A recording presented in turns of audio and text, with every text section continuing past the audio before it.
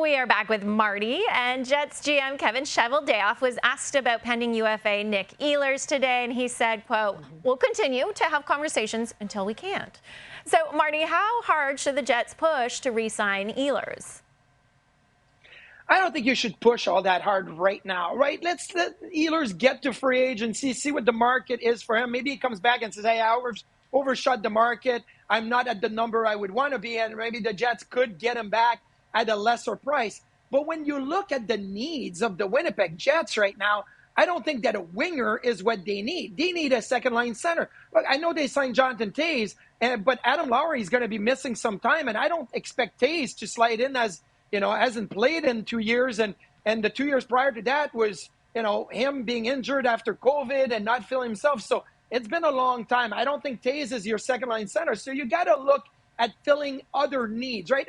And you don't have unlimited funds to spend either. So you have to be able to take care of your own restricted free agents, look at your own payroll, and then decide what are we going to do with Nick Ehlers. But I would be very careful giving him the money that he wants. It would have to be at a major, major bargain to bring him back after July 1 because he looks around and he says, hey, I'm not getting the term or the money that I would want. But the need is not a winger right now. They've got their young wingers that can fill in those spots.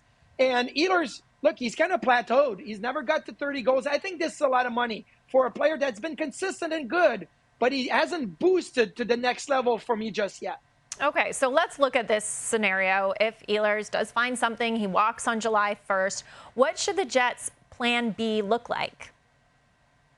Well, I think if you look at a plan B right now, you look at Mikael Granlund, right? And they've seen it in the playoffs, and you know what he can do. He can play center. He can play the wing. He can play all three positions. So you're looking at Granlund, and maybe he comes in as your second-line center. And it's not going to cost you $7, $8, $9 million. I think you're probably going to be in the fives, right? And that's a number that the Jets can live with right now, saying, hey, you know what? Until Lowry comes back, we can go with Scheifele. We can go with Granlund. We can go with Toews. This is going to be a good 1, 2, 3 down the middle.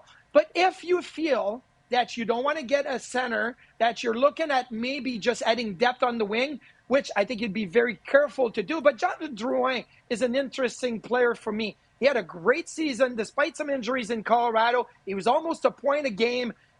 Look, this is a guy that every time he's had to move organization, it was a reclamation project. Show me what you can do. And I think he could fit really well with the Winnipeg Jets if he's in fact available on July 1. So there's still a lot to do. But I would look at Granlund number one, and then maybe it's more somebody like Jonathan Drouin, but you're not spending $8, $9 million to fill in that spot. You're probably going 50% of that in the $4 or $5 million range. That is where I think the Jets should go. Plan B. They've already got some good young players in place to fill in for Nick Ehlers. Try to fill some other place, especially that second-line center position that I think is going to be so important to the Jets moving forward.